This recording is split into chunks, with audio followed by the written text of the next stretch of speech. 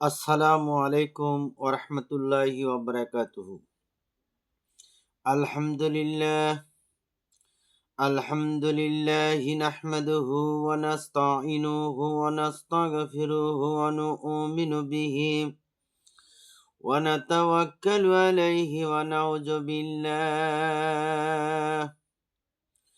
ونعوذ بالله من شرور أنفسنا ومن سيئات أعمالنا. من يهده الله فلا مضل له ومن يضلله فلا هادي له. ونشهد أن لا إله إلا الله وحده لا شريك له. ونشهد أن سيدنا وحبيبنا ومولانا محمدا عبده ورسوله الذي أرسله بالحق بشيرا ونذيرا وداعيا إلى الله بإذنه وسراجا منيرا. فقد قال الله تعالى في كلامه المجيد وفرقانه الحميد: أعوذ بالله من الشيطان الرجيم. بسم الله الرحمن الرحيم. اقرأ باسم ربك الذي خلق خلق الإنسان من علق.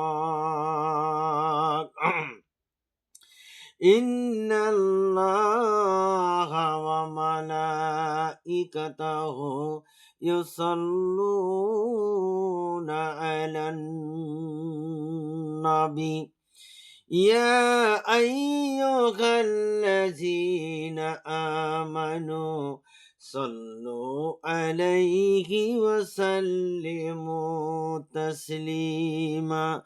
صلى الله على محمد صلى الله عليه وسلم. نحمده ونصلي على رسوله الكريم. আমার ভাইয়েরা, আল্লাহ রাব্বুল আলামিন কোরআনে কারিমে বলেন, সূরা আলাক আয়াত নম্বর 19 রুকু 1 পারা 30 পৃষ্ঠা নম্বর 704 মাক্কি সূরা। আল্লাহ রাব্বুল আলামিন বলেন, ইকরা বিসমি রাব্বিকাল্লাযী খালাক খালাকাল ইনসানা মিন আলাক।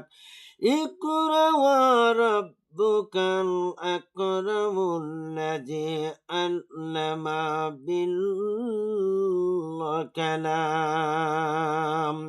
আমার ভাইরা, ইসলাম ধর্মের প্রত্যাবর্তন হযরত মুহাম্মদ সাল্লাল্লাহু আলাইহি ওয়াসাল্লাম 570 খ্রিস্টাব্দে আরব দেশে জন্মগ্রহণ করেন।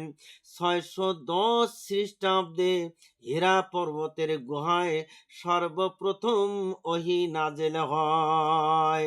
তারপর থেকে আল্লাহর নবী প্রচার শুরু করে দিয়েছিলেন। সর্বপ্রথম কুরআনে কারিমের আয়াত নাজিল হয় সূরা আলাক আয়াত 19 রুকু নম্বর 1 পারা 30 পৃষ্ঠা 704 মাক্কি সূরা। আল্লাহ রাব্বুল আলামিন বলেন, পাঠ করো তোমার প্রভুর নামে, যিনি সৃষ্টি করেছেন মানুষকে রক্তপিণ্ড হতে। পাঠ করো তোমার রব দানশীল, যিনি কলমের সাহায্যে শিক্ষা দিয়েছেন মানুষকে যা জানতো না। বস্তুত মানুষ তো সীমা লঙ্ঘন করেই থাকে, কারণ সে নিজেকে অভাবমুক্ত মনে করে। মানুষ নিজেকে অভাবমুক্ত মনে করে। কোরআনে কারিম আল্লাহ পাক এটা নাজিল করে দিলেন আল্লাহ রাসূল সাল্লাল্লাহু আলাইহি সাল্লামের কাছে সর্বপ্রথম।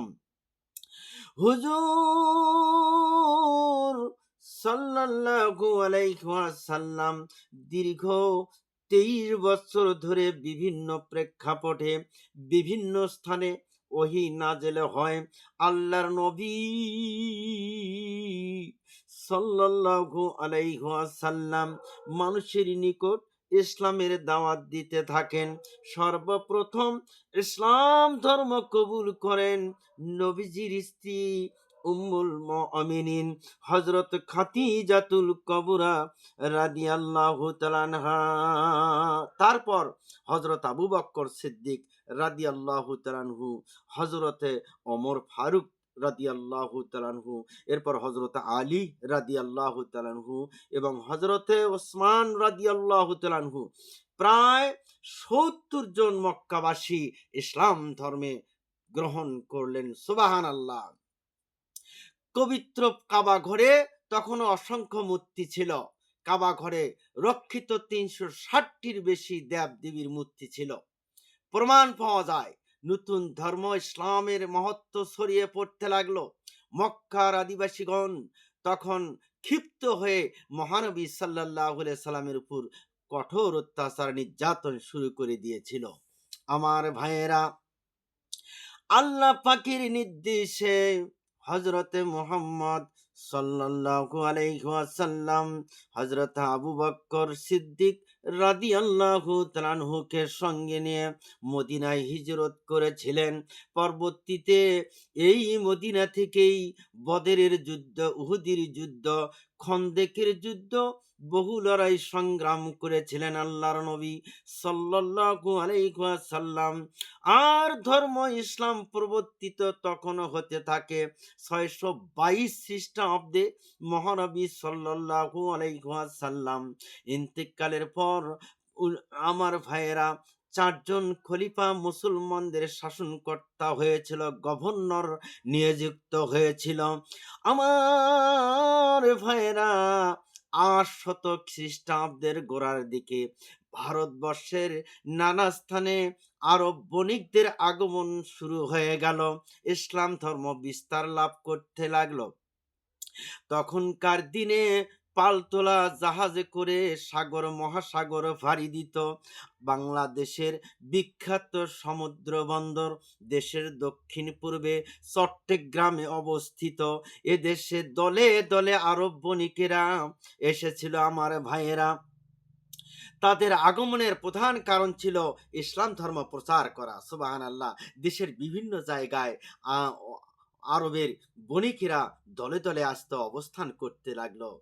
তখনকার দিনে জায়গাগুলোর পুরাতন নাম ছিল, যেমন বরেন্দ্র, রাঢ়, গৌর, সমতট, হরিকেল, পুণ্ড্রবর্ধন ইত্যাদি এগুলোর নাম ছিল আগেকার যুগের নাম।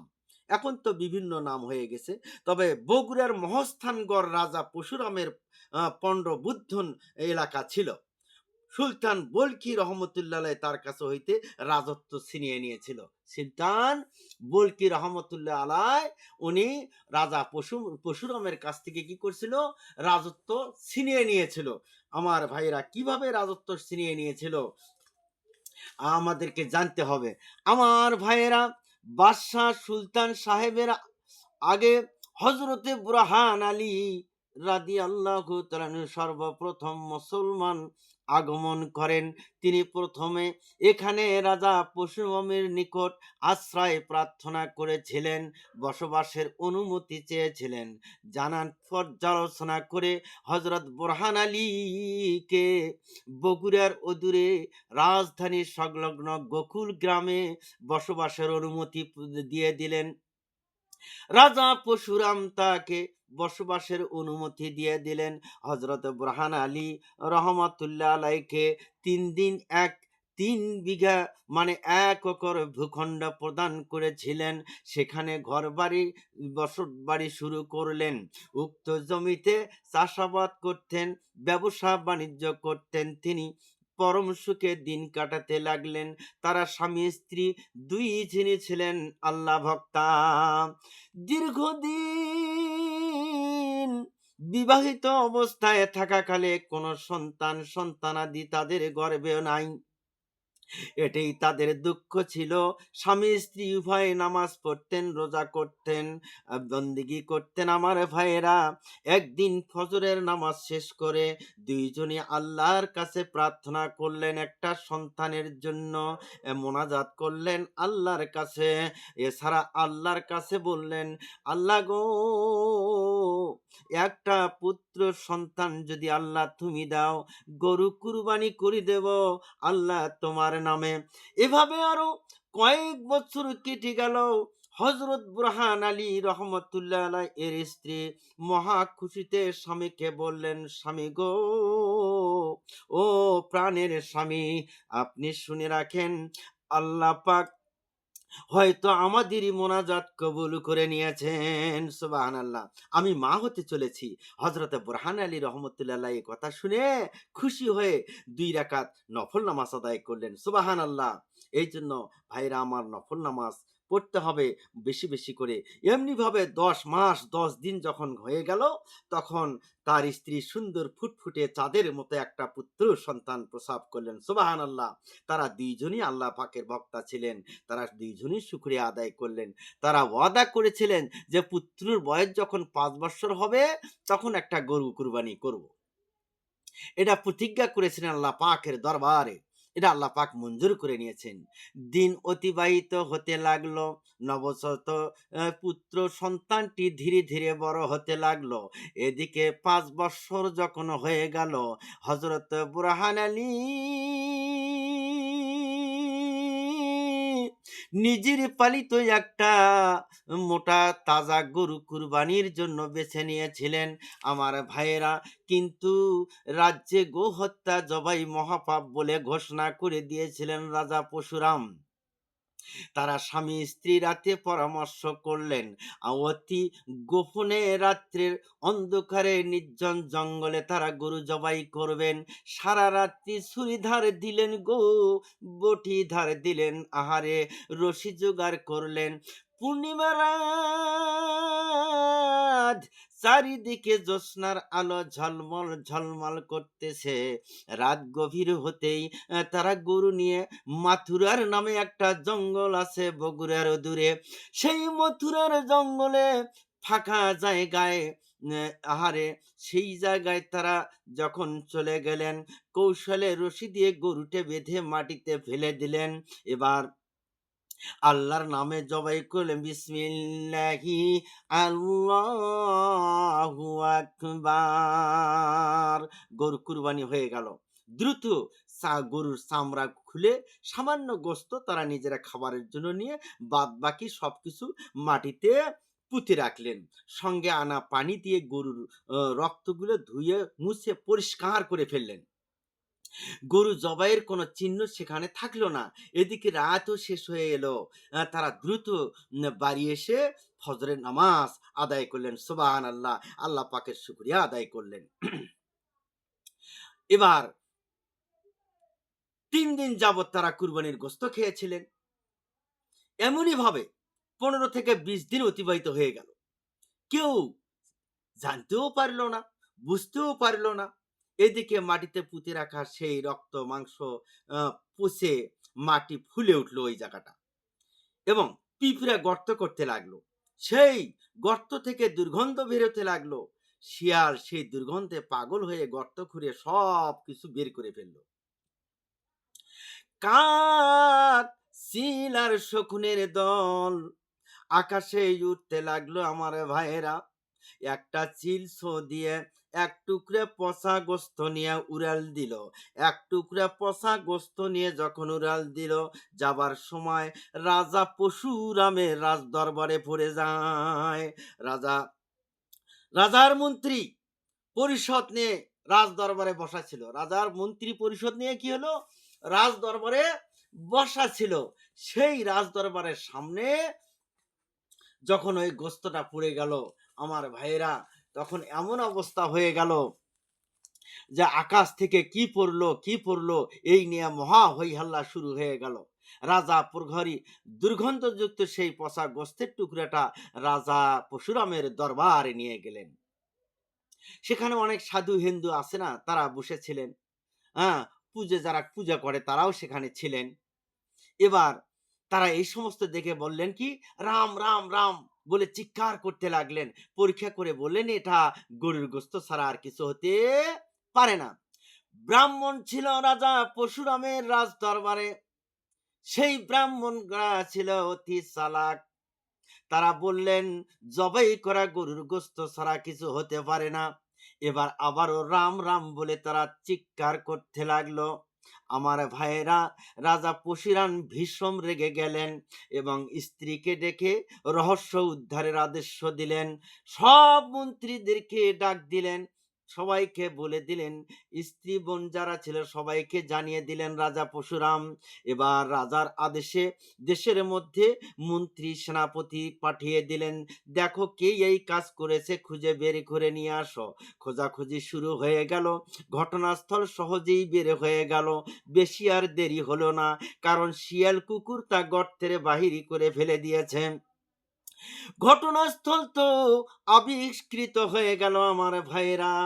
কিন্তু এই ঘটনাকে ঘটতে পারে, এই ঘটনাকে ঘটাইয়াছে তা সারা চিন্তা করতে লাগলো সুচতুর ব্রাহ্মণ। এবার রাজা পরশুরামকে ডাক দিয়ে বললেন, রাজা মহাশয় শোনেন, মুসলমান ছাড়া এই কাজ কেউ করবে না, সুতরাং রাজার আশ্রিত একজন মুসলমান আছে, তাকে ডেকে আনো, জিজ্ঞাসা করো। রাজা পরশুরাম বললেন যে যাও নিয়ে আসো। সিপাহী পাঠিয়ে দিলেন। এবার বুরহান উদ্দিনকে রাজা পরশুরামের রাজ দরবারে নিয়ে আসলেন।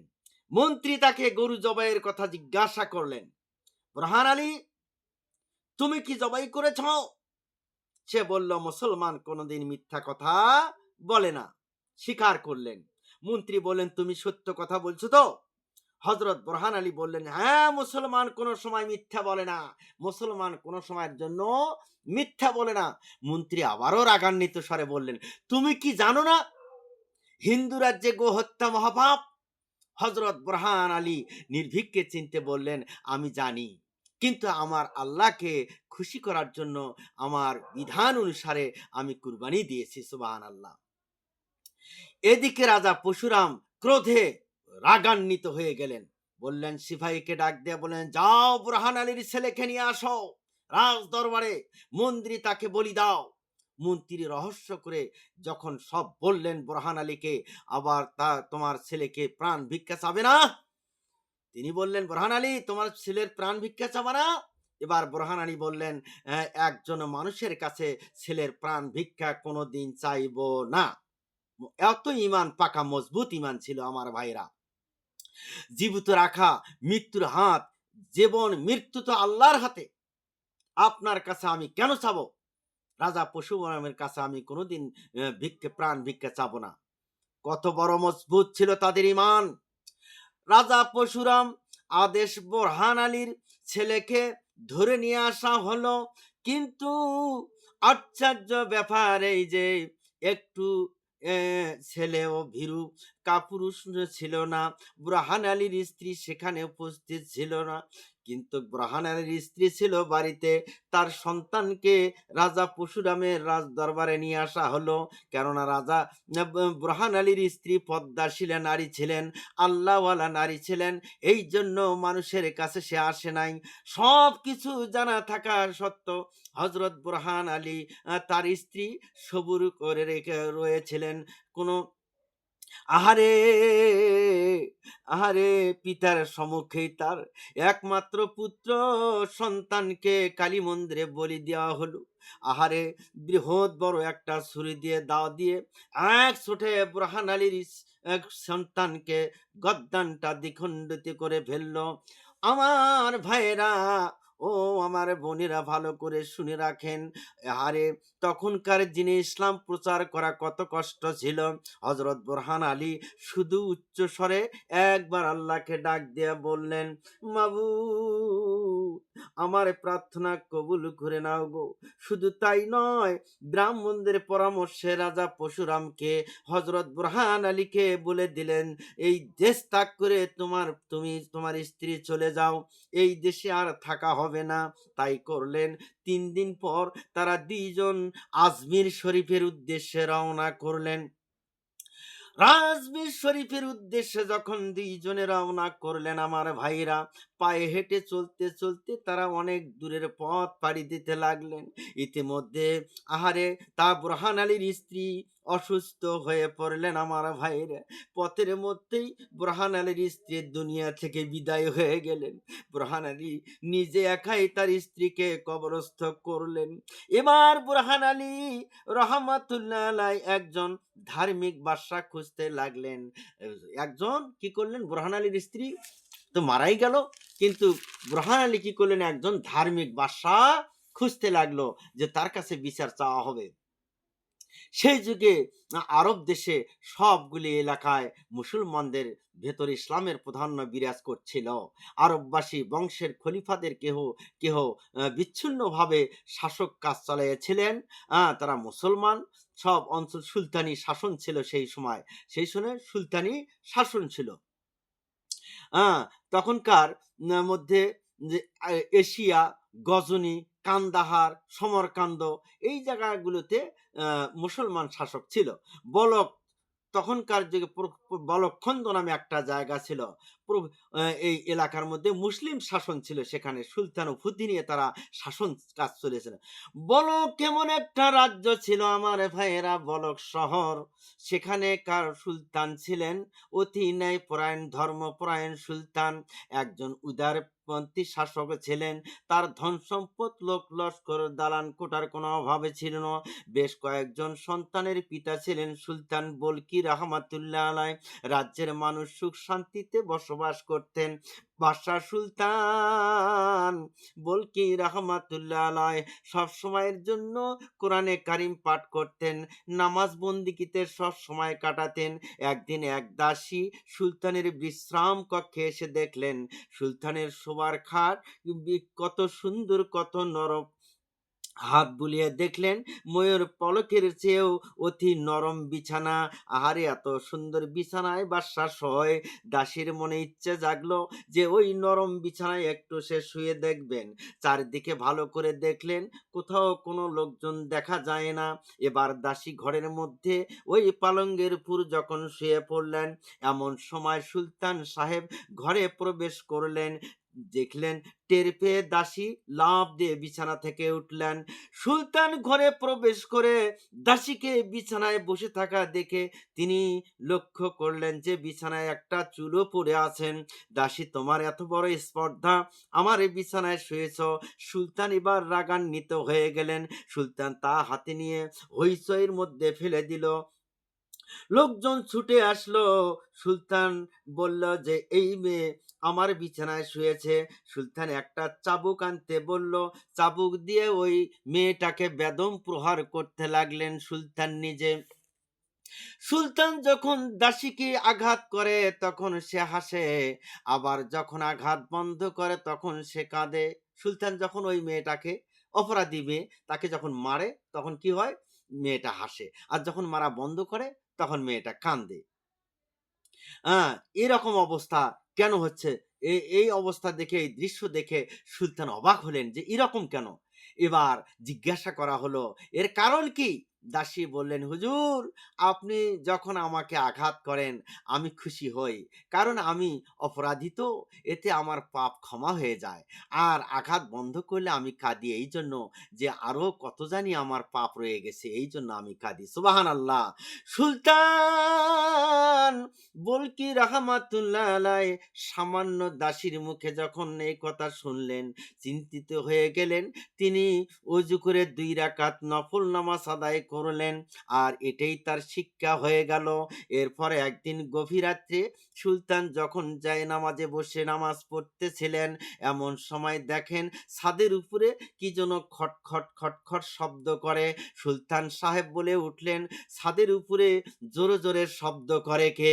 উপর থেকে জবাব এলো, আমি এক উটওয়ালা আমার হারিয়ে যাওয়া উট খুঁজতে এসেছি। সুলতান একটু রাগান্বিত স্বরে বললেন, কি আশ্চর্য ব্যাপার, দালানের উপরে কোনোদিন উট থাকতে পারে? দালান ছেড়ে ছাদে কি উট পাওয়া যায়? উপর থেকে আবার আওয়াজ আসলো, দালানের উপরে উট নাই ঠিক ভালো কথা, ঘরে বসে কি আল্লাহ পাওয়া যায়? এই কথা যখন সুলতান শুনতে পেল, সে আশ্চর্য হয়ে গেল। সুলতান বলকি রহমাতুল্লাহ আলাই সাহেব এবার এ কথা শুনে তখন সে চমকে উঠলেন, দ্রুত ছাদে উঠে গেলেন। এবার ছাদে যায় দেখেন কোথাও কাউকে দেখা যায় না। তিনি ঘটনার বিষয়টি নিয়ে গভীরভাবে চিন্তিত হয়ে গেলেন।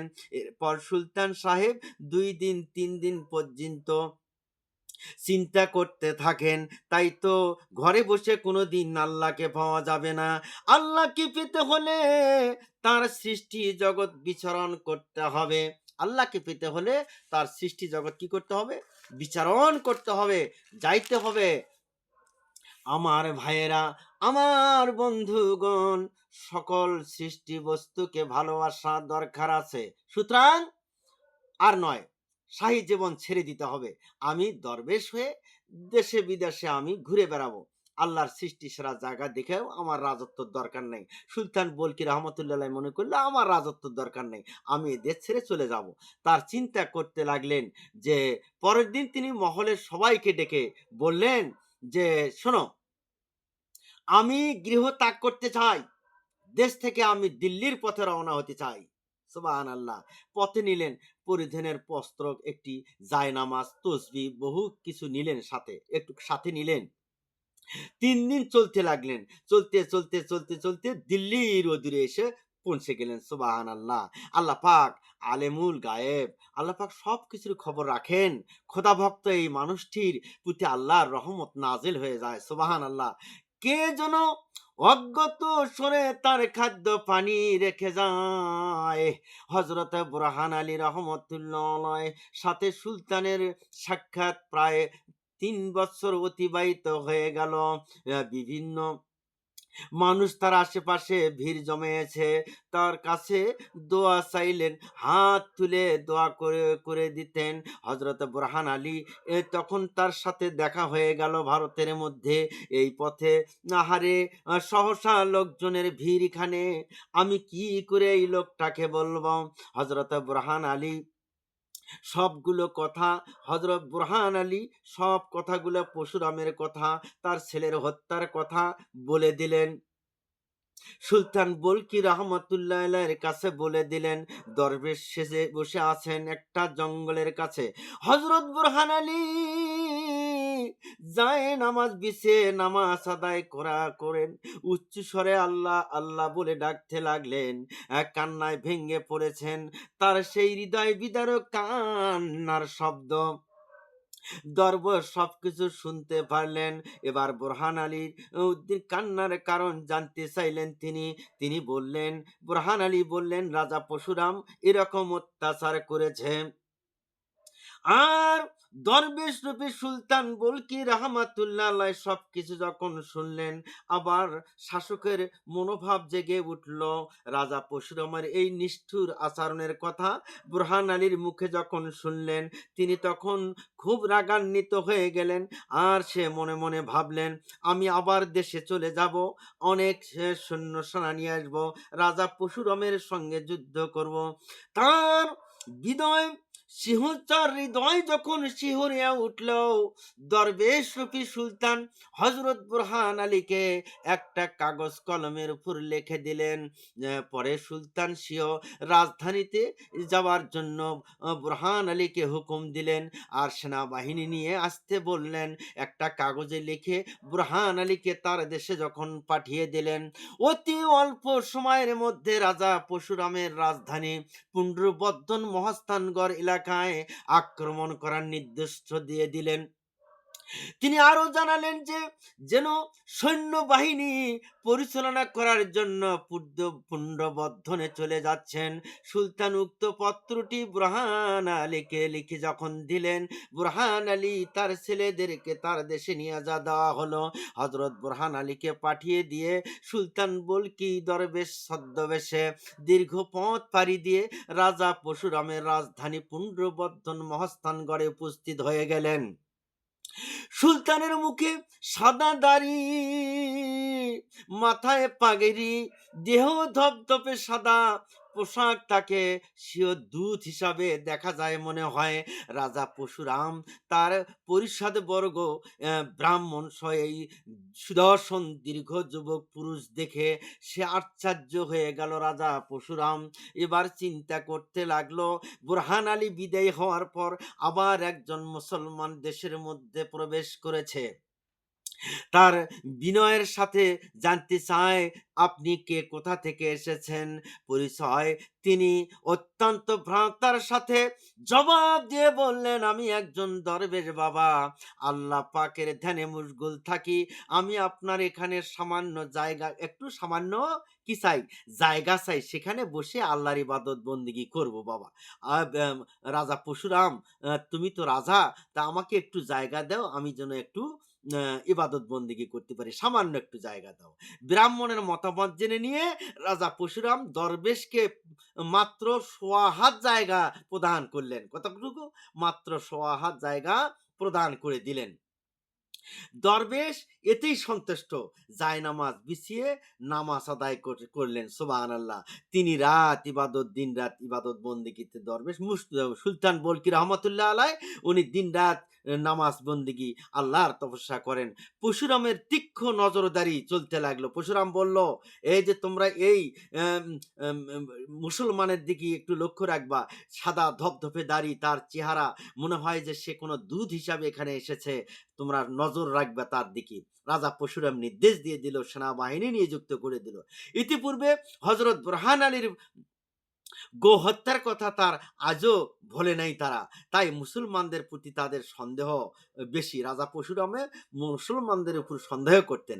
একদিন প্রহরীগণ রাজা পরশুরামকে বললেন, ওই মুসলমান দরবেশ শুধু নামাজ পড়ে, তার খাওয়া পড়া আমাদের চোখে তো পড়ে না, তাই খায় কি না খায় এটা তো আমরা দেখি না, এমনকি কোনো খানা কে দিয়ে যায় তাও তো দেখি না, আমরা তাকে দেখতেইছি না যে সে খায় কি না খায়। এসব শুনে রাজা পরশুরাম একটু ঘাবড়ে গেলেন। আর রানী মহলও জানিয়ে দিলেন যে এরকম অবস্থা। রাজা পরশুরামের একজন বোন ছিল, তার নাম ছিল শিলা দেবী। সে ছিল খুব সুচতুর। তা রাজা পরশুরামের একজন কি ছিল, বোন ছিল। সেই বোনের নাম হলো কি, শিলা দেবী। এখন শিলা দেবী এবার উম তাকে দেখার জন্য অনুমতি নিল, যে আমি একটু দেখে আসি, ওই দরবেশকে দেখে আসি, সুলতান বলকি রহমতুল্লাহ আলাইকে একটু দেখে আসি। রাতের আধারে দরবেশের কাছে যখন যাবে, রাজাও গোয়েন্দাগিরি অনুমতি দিলেন তাকে। রাজার নারীর অনুমতি পেয়ে, হ্যাঁ, রাজা পরশুরাম এবং পরশুরামের স্ত্রী শিলা দেবীকে অনুমতি দিয়ে দিলেন, দেখো তো একটু গোয়েন্দাগিরি করে দেখো যে আসলে উনি কেন ওখানে বসে আছেন। দাসীবান্দি নিয়ে সন্ধ্যা থেকেই সাজগোজ করলেন। হ্যাঁ, ছিলে দেবী সাজগোজ করলেন যে তার সামনে যাবে। ছিলে দেবীর আদেশ ক্রমে প্রহরীদেরকে সরিয়ে দিলেন, নিজে সেখানে উপস্থিত হলেন। এমনকি অর্ধ উলঙ্গ, নাউজুবিল্লাহ, অর্ধ উলঙ্গ অবস্থায় হাসতে হাসতে হাজির হলেন দরবেশ রূপী ওই ওই উনার কাছে, সুলতান বলকি রহমতুল্লাহ আলাইহির সামনে অর্ধ অলঙ্গ অবস্থায় তার সামনে যখন গেলেন, দরবেশ চোখ বন্ধ না করেই একটু তাকালেন, আর সঙ্গে সঙ্গে চোখ থেকে আগুনের মতো ঝলক বের হয়ে চিলেদেবীর ভয়ে দৌড়ে পালিয়ে গেলেন। এখন কে আমার ভাইয়েরা, রাজা পরশুরামের উজির নাজির ব্রাহ্মণদের জানিয়ে দিলেন, ওই দরবেশকে কৌশলে তাড়াইতে হবে। এমনি ভাবে 3 মাস যখন গত হয়ে গেল, হঠাৎ একদিন এক অচেনা লোক অতি গোপনে দরবেশ রূপী সুলতানকে একটা পত্র দিয়ে গেল। পত্রের ভিতরে লেখা ছিল, পুত্রগণ বুরহান আলী সৈন্য বাহিনী নিয়ে রাজা পরশুরামের দেশে ঘেরাও করতেছেন, সীমানার মধ্যে অবস্থান করেছেন, শুধু তার হুকুমের অপেক্ষা। এদিকে রাজা পরশুরাম গোয়েন্দাগিরির মাধ্যমে জানতে পারল বিদেশি সৈন্য সমন্ত অবস্থান করেছে দেশের মধ্যে। আহারে, রাজা পরশুরামের কলিজাটা একটু ধমকে উঠল। রাজা পরশুরামের সেনানিবাস ছিল ভাসু বিহারে। রাজা পরশুরামের সেনানিবাস ছিল কোন জায়গায়? ভাসু বিহারে। সেখান থেকে উত্তর দিকে হয়ে পূর্ব দিকে করতোয়া নদীর কিনারে রাজধানীর প্রাচীরেই একদল সৈন্য মোতায়েন করলেন রাজা পরশুরাম, এবং পূর্ব পশ্চিম দিকে একদল সৈন্য মোতায়েন করলেন রাজা পরশুরাম। জলপথে সর্বদা বহিরাগত আক্রমণ হতো, তাই অধিকাংশ সেনা পূর্ব দিকে মোতায়েন করলেন। এটা ছিল রাজা পরশুরামের ভুল পদ্ধতি। কারণ তো তারা তো এইদিকে ছিল না। সৈন্যবাহিনী না ছিল পশ্চিম দিকে। এদিকে সুলতানের বাহিনী দক্ষিণ পশ্চিমে উত্তর দিকে থেকে পরশুরামের বাহিনীকে ঘেরাও করে ফেলল। সুবহানাল্লাহ! সুলতানের এই হাতি ঘোড়া সহ অসংখ্য পারদর্শী সৈন্য ছিল আমার ভাইয়েরা। সুলতান বুলকি রহমাতুল্লাহ আলাইহির এই রকম সৈন্য ছিলেন, হাতি ঘোড়া নিয়ে এসেছিলেন। বহিঃশত্রু আক্রমণ, রাজা পরশুরাম সুলতানের উপর কারা নজরদারি দিতে থাকলো। যুদ্ধ শুরু হয়ে গেল। পূর্ব দিক সকালবেলা পাহা পাহারাগণ দেখলো যে সুলতান দরবেশ সাহেব উধাও নাই। যে জায়গায় বসে আছিল সে জায়গায় তো সুলতান নাই। এই দরবেশটা কোথায় গেল? হ্যাঁ, তা রাজা পরশুরাম আরো চমকে গেলেন যে এই তো গোয়েন্দাগিরি করার জন্য এসেছিল। এত কড়া পাহারার মধ্য দিয়ে এই পালালো কিভাবে? উধাও হলো কিভাবে? সুবহানাল্লাহ! তারা ভয়ে রাজা পরশুরাম আরো ভয়ে বিচলিত হয়ে গেলেন। পরের দিন সকাল থেকে উভয় পক্ষে তুমুল যুদ্ধ বেজে গেল। প্রথম দিনে যুদ্ধে রাজা পরশুরাম এ অনেক মন ভেঙ্গে পড়ল, অনেক সৈন্য মারা গেল। এই যুদ্ধে আমার পরাজয় লক্ষ্য করা যাচ্ছে। রাজা পরশুরাম মনে করলো যে এই যুদ্ধে আমি পরাজিত হয়ে যাচ্ছি। ইহা বুঝে শিলাদেবীকে একটা মিথ্যা প্রচারণা করার জন্য হুকুম দিলেন। এই দেখে শিলাদেবীকে একটা মিথ্যা প্রচারণা করার জন্য হুকুম দিলেন। নিজের সৈন্যবাহিনীকে চাঙ্গা করার জন্য রাজা পরশুরাম একটা কৌশল ব্যবহার করলেন। রাজা পরশুরাম কি করলেন? একটা কৌশল ব্যবহার করলেন। প্রকাশ্যে প্রচার করার ন জন্য প্রকাশ্যে প্রচার করার জন্য রাজা পরশুরামের একটা জিয়ত কুণ্ড ছিল। জিয়ত কুণ্ডু আছে, কূপ আছে। তার পানি দিয়ে মৃত্যু সৈন্যের গায়ে যদি ছিটা দেওয়া হয় তাহলে মৃত্যুরা আবার জীবিত হয়ে যাবে। এটা একটা মিথ্যা প্রচারণা।